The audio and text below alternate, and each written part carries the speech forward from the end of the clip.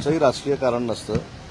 मी शरद पवार साहेबांच्या सोबत काही संस्थांवर काम करतो, तसं क्रीडा क्षेत्रामध्ये काम करतो आणि त्याच्या काही गोष्टी ज्यावेळी साहेबांना सांगायच्या असतात त्यावेळी मी त्यांची भेट घेतो. त्याच्यामुळे आजच्या भेटीमागं कुठेही राजकीय कारण नव्हतं, कसलंही कारण नव्हतं. ज्या संस्थांवर मी साहेबांसोबत काम करतो त्या संदर्भातली फक्त चर्चा होती आणि ती 5 मिनिटं झाली आणि त्याच्यानंतर मी निघालो.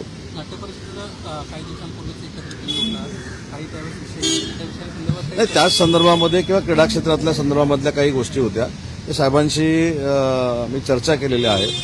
त्याच्यामुळे मला असं वाटतं की प्रत्येक भेट ही राजकीयच असते अशातला भाग नाही.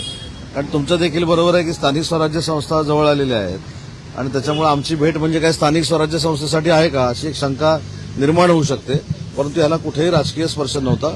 काही संस्थांच्या बाबतीमध्ये म्हणजे क्रीडा क्षेत्रातल्या आणि सांस्कृतिक क्षेत्रातल्या त्या संदर्भात माझी साहेबांची भेट होती. पण 2 ठाकरे बंधू एकत्रित सातत्याने येताना पाहायला मिळतात आहेत. काल देखील डिनर डिप्लोमेसी दोन्ही ठाकरे बंधूंमध्ये झालेली आहे. आगामी सगळ्या स्थानिक स्वराज्य संस्थांच्या निवडणुकीच्या निमित्ताने दोन्ही ठाकरे बंधू स्थानिक स्वराज्य संस्थांच्या निवडणुकीमध्ये तालुका पंचायत समितीपासून मुंबई महानगरपालिकेपर्यंत कुठच्याही परिस्थितीमध्ये महायुतीचाच भगवा फडकेल ही काळ्या दगडावरची पांढरी रेघ आहे.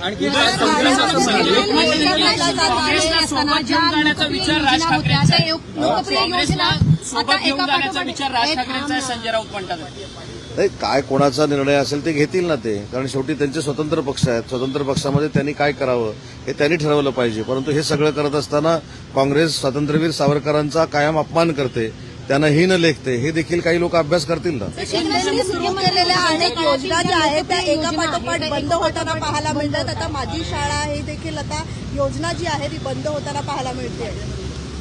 या बाबतीमध्ये शालेय शिक्षण विभागाचा हा विषय, मला ह्याच्यामधली काही कल्पना नाही. परंतु सरकार चालवत असताना देवेंद्रजी, शिंदेसाहेब आणि अजितदादा हे एकत्र मिळून विचारविनिमय करून सरकार चालवतात. त्याच्यामुळे एखादा निर्णय जर घेतलेला असेल तर तो कशासाठी घेतला याची मला कल्पना नाही. परंतु ज्या मुख्यमंत्री माझी लाडकी बहीण सारख्या योजना आहेत त्या कधीही बंद होणार नाहीत ही भूमिका सरकारची आहे आणि ती सरकारची भूमिका कायम राहणार आहे. योजनेमुळे ज्या गोरगरिबांना इतर योजनांचे जे लाभ घेत होते मागील काही वर्षांपासून, आनंदाचा शिदा असेल किंवा तीर्थक्षेत्र योजना असेल, या मी सगळ्या तेच सांगितलं की या संदर्भामध्ये मी माहिती घेतो, कारण मला ही माहिती नाही. मला माहिती मुख्यमंत्री माझी लाडकी बहीण योजनेबद्दल 100% आहे. ती कधीही बंद होणार नाही आणि ज्या बंद होण्याचा शिवभोजन थाळी, काही मंडळींनी सांगितलं होतं की बंद होणार, पण शिवभोजन थाळी कुठेही बंद होत नाही आणि होणार नाही. त्याच्यामुळे काही योजनांच्या बाबतीमध्ये काही जर निर्णय झाले असतील किंवा होणार असतील त्याची माहिती घेतो आणि मग आपल्याशी बोलतो. आपल्याच पक्षाचे सहकारी आणि माजी मंत्री अब्दुल सत्तार यांनी तुमच्या आश्वासनांची आठवण करून दिली आहे. शेतकऱ्यांना कर्जमाफीची आठवण करून दिली आणि त्यासोबतच शेतकऱ्यांसाठी कर्जमाफी जर द्यायची असेल तर आपण कर्जही काढू शकताल. आपल्याला माहित असेल की 31,528 कोटीचं जे पॅकेज पूरग्रस्त परिस्थितीसाठी देण्यात आलं त्यावेळी तिन्ही महायुतीचे नेते त्या पत्रकार परिषदेला उपस्थित होते तुमच्या सगळ्यांच्या समोर आणि त्यांनी स्पष्ट पद्धतीनं सांगितलेलं आहे की कर्जमाफीच्या संदर्भातला विचार देखील सरकारचा चालू आहे.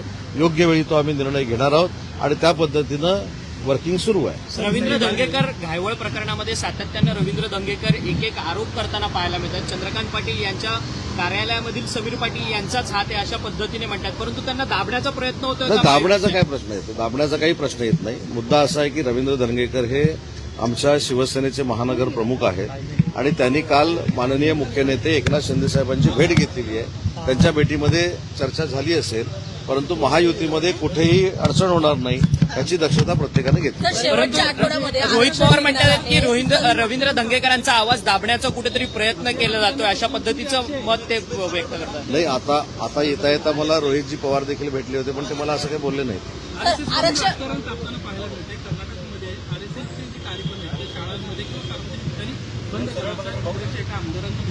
ठीक आहे, आता काही ठिकाणी काँग्रेसची सत्ता आहे तर तिथे ह्या सगळ्या गोष्टी होत आहेत. पण महाराष्ट्रातल्या जनतेनं कर्नाटक सरकारचा हा देखील विचार केला पाहिजे की जे सीमा भागातले मराठी लोक आपली जे आहेत, जे आपले नातेसंबंधातले असतील, जीवाभावाची आहेत, त्यांना देखील छळण्याचं काम कर्नाटकचं काँग्रेस सरकार करतंय.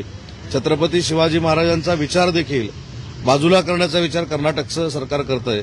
त्याच्यामुळे काँग्रेस छत्रपती शिवाजी महाराजांना मानत नाही, काँग्रेस स्वातंत्र्यवीर सावरकरांना मानत नाही, काँग्रेस कोणालाच मानत नाहीत, एवढी ती स्वयंभू झालेली आहे आणि त्यांच्याबरोबर युती करण्यासाठी काही लोक पुढे येत आहेत. त्याचा विचार ते करतील. तर आता पालिका निवडणूक आहे, शेवटच्या आठवड्यामध्ये आरक्षण निघणार आहे आणि असं असताना आता अनुसूचित जाती जमातीचं जे आरक्षण आहे त्या संदर्भातली एक अधिसूचना सरकारने जाहीर केलेली आहे. काय वाटतं, फटका बसेल दोन्ही शिवसेनेला, तुम्हाला देखील? एखादा GR काढल्यानंतर त्याचा पूर्ण अभ्यास करूनच तो GR काढला जातो. राजकीय आरक्षणामध्ये कुठच्याही अनुसूचित जाती जमाती असू देत, अनुसूचित जाती असू देत, OBC असू देत, कोणावरही अन्याय होणार नाही ही निवडणूक आयोगाची देखील भूमिका असते आणि सरकारची देखील हीच भूमिका आहे.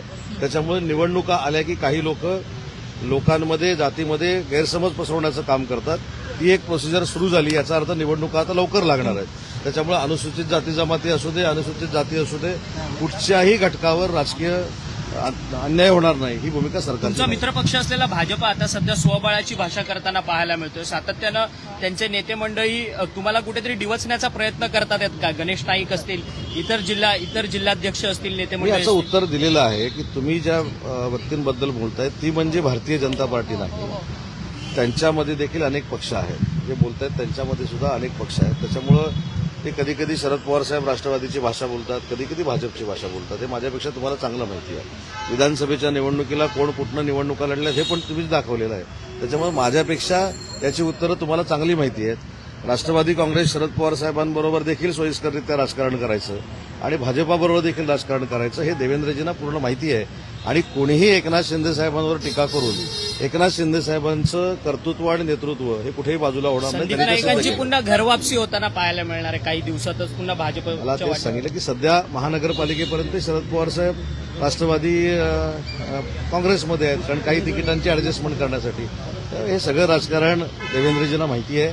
त्याच्यावर मी काही जास्त बोलणं योग्य नाही, कारण गणेश नाईक साहेब देखील सिनियर आहेत आणि त्यांच्याबद्दल मी बोलणं योग्य नाही. पण त्यांनी देखील माननीय एकनाथ शिंदे साहेबांबद्दल बोलू नये, कारण ते आमचे मुख्य नेते आहेत. त्यांच्यावर केलेली टीका कोणीही शिवसैनिक सहन करणार. काल भाजपची कोकणची बैठक झाली. घालण्यात आलेलं आहे. आता आधार कार्ड जे आहेत लाडक्या बहिणींना आपल्या पतीचं किंवा वडिलांचं जोडायचं आहे. मग ज्यांच्या मला असं वाटतं की ह्या सगळ्या नियमातल्या अटी ज्या आहेत या कदाचित आपल्या सगळ्यांना आता जाणवल्या असतील, पण ह्या ऑलरेडी आहेत. आणि KYC असेल किंवा ह्या सगळ्या गोष्टी ज्या आहेत या महिला भगिनींना सोयीस्कररित्या हे सगळे पैसे मिळण्यासाठीच केलेले आहेत. त्याच्यामुळे कुठेही पात्र महिला भगिनींवर अन्याय होणार नाही. आणि तो अन्याय जर होत असेल तर आम्ही सगळे सरकारमधले मंत्री लक्ष घालून तो दूर करू. सर कोकण भाजपची बैठक झाली. कोकण भाजपच्या बैठकीमध्ये ज्या स्थानिक स्वराज्य संस्थांच्या निवडणुका आहेत त्यामध्ये पदाधिकाऱ्यांचं त्यांचं मत आहे की एकला चलो रे जा, शिवसेनेसोबत पण गेल्यावर फटका बसेल म्हणून. तुम्हाला हे कुठनं कळलं मला माहित नाही, पण त्या मिटिंगमधलं मला असं कळलंय की युती करावं असं सगळ्यांनी सांगितलंय. आता पुढे सर ज्यांचे पती आणि वडील हयात नाहीयेत त्यांच्या ज्या अडचणी वाढत आहेत लाडक्या बहिणीच्या, त्यांच्यासाठी सरकार काय उपाय त्या संदर्भामध्ये देखील नक्कीच आम्ही माहिती घेऊ. कुठच्याही महिला भगिनींवर अन्याय होणार नाही ही सरकारची भूमिका राहील. ज्या पात्र महिला भगिनी आहेत त्यांना मुख्यमंत्री माझी लाडकी बहीण योजनेमधनं काही जर अडचणी निर्माण होत असतील पात्र महिला भगिनींना, तर त्यासाठी सरकार नक्की पुढाकार घेईल. मी स्वतः त्या खात्याच्या मंत्री माननीय आदित्यताई तटकरेंशी मी चर्चा करेन आणि या संदर्भात एक बैठक लावायला सर संजय राऊत म्हणतायत करून राज ठाकरे काँग्रेससोबत येतील आणि राज ठाकरेंची संजय राऊत त्यांच्या नेतृत्वाशी आम्ही बोलत आहोत आणि ते काँग्रेस लवकरच महाविकास आघाडीत येतील. नाही, मी बोललो ना काँग्रेसच्या महाविकास आघाडीच्या सहभागाबाबत आणि राजसाहेबांच्या त्या महाविकास आघाडीमध्ये येण्याबाबत मी मगाशीच बोललो की ज्यावेळी राजसाहेब महाविकास आघाडीमध्ये येत आहेत की येत नाहीत मला माहीत नाही, परंतु काँग्रेसला येण्याची संमती आहे असं जे सकाळी सांगण्यात आलेलं आहे.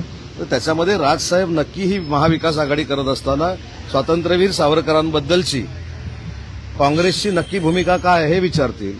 कर्नाटकमध्ये काँग्रेसचं सरकार आहे जे मराठी माणसाला त्रास देत आहे, छत्रपती शिवाजी महाराजांचे पुतळे हटवत आहेत, या सरकारला जाब विचारतील. ते काँग्रेसच आहे आणि त्याच्यानंतर ह्या घटना घडतील असं मला राजकीय वाटतं.